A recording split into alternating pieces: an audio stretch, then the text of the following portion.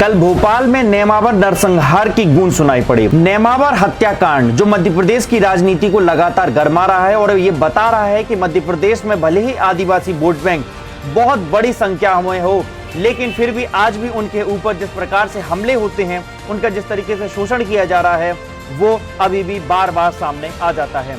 नेमावर हत्याकांड की पीड़िता भारती कासडे अपने परिवार के 6 सदस्यों के मार दिए जाने के बाद न्याय की गुहार करने के लिए 1 जनवरी से 200 किलोमीटर दूर भोपाल तक पैदल यात्रा निकालती है और उसके बाद वो मध्य प्रदेश के महामहिम राज्यपाल मंगूभाई पटेल से मिलने की इच्छा जाहिर करती है। राज्यपाल के अधिकारी भारती कासडे को ये कह देते हैं कि अगर आप उनसे मिलती हैं तो उनको कोरोना हो जाएगा। कल भोपाल में पीसीसी दफ्तर के सामने कमलनाथ की रवानगी के बाद पूर्व मुख्यमंत्री दिग्विजय सिंह, पूर्व मंत्री सज्जन सिंह वर्मा, पूर्व मंत्री पीसी शर्मा, साथ ही विक्रांत भूरिया जैसे तमाम बड़े नेता विधायकों के साथ भारती कासडे लगभग 200 लोगों के साथ महामहिम राज्यपाल से मिलने के लिए उन्हें राज्यपाल भवन पहुंचती हैं। लेकिन यहां पर उनके अधिकारियों के द्वारा यह कह दिया जाता है कि आप उनसे नहीं मिल सकती क्योंकि कोरोना है।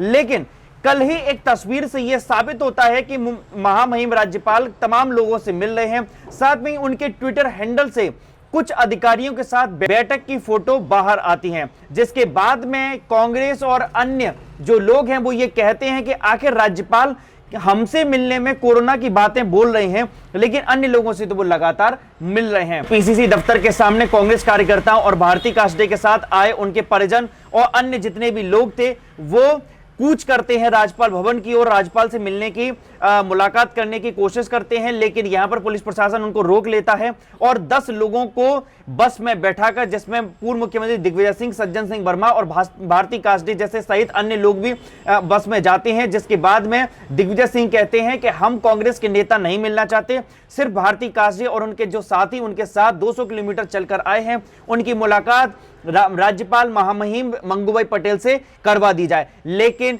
इतना सब होने के बावजूद भारती कासडे को मिलने नहीं दिया जाता है और भारती कासडे एक बयान देती हैं जिसमें वो कहती हैं कि राज्यपाल उनसे नहीं मिलते हैं, जिससे वो काफी निराश हैं। और साथ ही उनके साथ में जो लोग आते हैं वो ये कहते हैं कि हम बड़ी आशा के साथ भोपाल आए थे कि खुद आदिवासी नेता, आदिवासी राज्यपाल मंगूभाई पटेल से उनकी बहुत आशा थी कि वो उनसे मिलेंगे और उनकी न्याय की मांग को आगे बढ़ाएंगे और जिस तरीके से उनके साथ अन्याय हुआ है उसके लिए वो खड़े होंगे। लेकिन भारती कासडे की मुलाकात राज्यपाल से नहीं हो पाती है।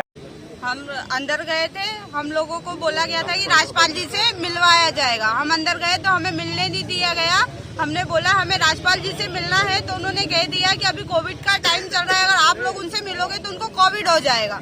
तो अभी सुबह कुछ लोग मिल के गए हैं, उनसे उनको कोविड नहीं हुआ। आज मैं अपने परिवार के लिए न्याय मांगने के लिए आई हूँ, तो मैं से मिलेंगे तो कोविड हो जाएगा। आज राज्यपाल जी ने साबित कर दिया है कि आदिवासियों के लिए सही नहीं है। उनके दिल में कोई जगह नहीं है आदिवासियों के लिए, वो आदिवासियों के लिए उनके साथ नहीं है, क्योंकि 200 किलोमीटर चल के पैदल यात्रा करके आ रहे हैं। पाँव में हमारे छाले हो चुके हैं, लेकिन हम सिर्फ इसी मकसद से आए थे कि राज्यपाल जी के हमें मिलने दिया जाएगा, हम उन्हें ज्ञापन देंगे, अपना दुख दर्द बताएंगे, लेकिन हमसे मिलने दिया गया।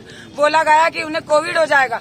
हमारे साथ नैना करके 10 बुजुर्ग महिला चल रही हैं, छोटे छोटे बच्चे चल रहे हैं, उन्हें कोविड नहीं होगा, वो इंसान नहीं है। राज्यपाल जी नहीं चाहते कि हमसे मिले, राज्यपाल जी डरते हैं कि उनको कोविड हो जाएगा, लेकिन हमारे साथ इतनी पब्लिक, बुजुर्ग महिलाएं और हम लोग इतने पैदल चल के हमारे पैरों में छाले आ गए, लेकिन हम लोगों को बोलते हैं कि हम आपसे मिलेंगे तो कोविड हो जाएगा। और सुबह में पता चला कि पब्लिक से राज्यपाल जी ने मिल के गए। हमारी रैली यहाँ तक पहुँचने दी थी, हमारे ऊपर पुलिस प्रशासन ने भी उसको रोकने के लिए बहुत वो किया और हम तो यही चाहते हैं कि हमारी रैली यहाँ तक आए और हम यहाँ उनसे विनती भी करके आए कि हम यहाँ तक रैली लाना चाहेंगे, क्योंकि हमने संकल्प भी लेके आया हमारे परिवार के वहाँ घटना स्थल से कि हम रैली राजभवन तक लेके जाएंगे। ये सीधे ये साबित करता है कि जब 200 किलोमीटर से एक छोटी बच्ची आदिवासी समाज की, जिसके परिवार के सारी बच्चियों को रेप कर मार डाला गया, 10 फीट नीचे गड्ढे में गाड़ दिया गया, और आज वो पदयात्रा न्याय मांगने राज्यपाल से आती क्योंकि सरकार पर उसको भरोसा नहीं है। शिवराज सिंह चौहान जी ने पूरी तरह से प्रमाणित कर दिया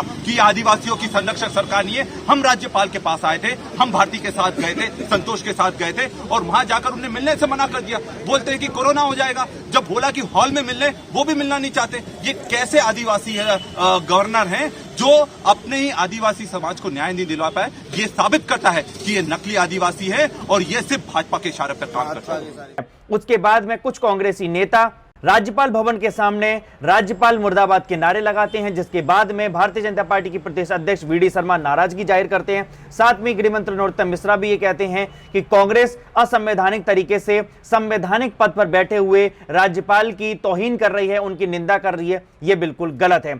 बड़े दुर्भाग्य का विषय है, इस संवैधानिक पद पर प्रदेश के राज्यपाल महामहिम मंगू भाई जी के लिए जिस प्रकार के शब्दों का उपयोग कांग्रेस के नेतृत्व के द्वारा किया गया, ये अत्यंत दुर्भाग्यजनक तो है ही। मैं बताना चाहता हूं कि नेमावर की जो घटना है, उस दलित बेटी के साथ जिस प्रकार की घटना हुई, उसमें बहुत गंभीर घटना है। उस पर सरकार ने जो प्रभावी कार्रवाई करनी चाहिए, कोई भी बचा नहीं, सारे लोग जेल चले गए। सीबीआई इंक्वायरी मध्य प्रदेश के मुख्यमंत्री जी ने डिक्लेयर की है। उसके बाद नौटंकी करके दिग्विजय सिंह इस प्रदेश का वातावरण बिगाड़ने के लिए सज्जन सिंह वर्मा जैसे बेहुदा लोगों को लेकर राजभवन जाते हैं। राजभवन के सामने इतनी भीड़ के साथ वहां ये कहते हैं कि ये राज्यपाल, ट्राइबल राज्यपाल, उनको सहायता नहीं दिला सकते। तो ऐसे राज्यपाल को किन शब्दों का उपयोग किया गया है कि ऐसी जिंदगी से तो मौत भली। एक संवैधानिक पद पर बैठे हुए राज्यपाल के लिए इन शब्दों का उपयोग करना कि कोरोना के डर के कारण से राज्यपाल बाहर नहीं निकल रहे, ये कोई सामान्य घटना है। आप एक महामहिम राज्यपाल को जो संवैधानिक पद पर बैठे हैं, कोरोना के संकट में उनका अपना प्रोटोकॉल है, क्या सज्जन सिंह वर्मा आप बताएंगे कि राज्यपाल को क्या प्रोटोकॉल का पालन करना है? इस पर कड़ी से कड़ी कार्रवाई होनी चाहिए। इस बात पर पूरा मध्य प्रदेश आक्रोशित है। जिस प्रकार के शब्दों का उपयोग महामहिम राज्यपाल के लिए हुआ है और जिस प्रकार से महामहिम राज्यपाल के मुर्दाबाद के नारे दिग्विजय सिंह ने खड़े होकर, सज्जन सिंह वर्मा ने जो बेहुदा शब्दों का उपयोग किया है, इनके खिलाफ कड़ी कार्रवाई सरकार करे। मैं इसकी गंभीरता से मांग कर रहा हूं। पूरा मध्य प्रदेश इस पर लेकिन बड़ी बात यह है कि क्या नेमावर हत्याकांड की न्यायिक जांच अच्छी तरीके से होगी? हालांकि भारती काष्डे जब ये कहती हैं कि वो 1 जनवरी से पैदल पदयात्रा निकालकर राज्यपाल से मिलने के लिए भोपाल पहुंचती हैं और ठीक उसी वक्त 1 जनवरी को जब निकलती है तो सरकार भी आनन फानन में सीबीआई जांच के आदेश दे देती है और सीबीआई जांच के लिए पत्र केंद्र सरकार को लिख देती है। लेकिन बड़ी बात यह है कि लगभग इस पूरी घटना को 6 महीने से ज्यादा बीत जाते हैं। आखिर इतने समय के बीच मुख्यमंत्री शिवराज सिंह चौहान की सरकार के द्वारा आखिर सीबीआई जांच की मांग क्यों नहीं की जाती है? सीबीआई जांच के निर्देश क्यों नहीं दिए जाते हैं? और भारती काष्डे को सुरक्षित रखने के लिए, उनको सुरक्षा देने के लिए आखिर कोई भी प्रयास क्यों नहीं किए जाते हैं? जबकि उसके परिवार के 6 लोगों को दबंग परिवार के द्वारा मार डाल दिया जाता है और एक ही जगह पर 6 लोगों को दफना दिया जाता है, साथ में ही ऊपर नमक छिड़क दिया जाता है और 2-3 महीने तक भारती काष्डे अपने न्याय के लिए लगातार भटकती रहती हैं, दर-दर भटकती हैं, लेकिन उसके बाद भी उनको न्याय नहीं मिलता है। तो देखना होगा इस नेमावर हत्याकांड, इस नेमावर नरसंहार की जांच कहां तक पहुंचती है और क्या दोषी पकड़े जाते हैं या नहीं। ज्यादा जानकारी के लिए लगातार देखते रहें द लोकनीति। धन्यवाद। मेरा नाम है पीयूष परमार।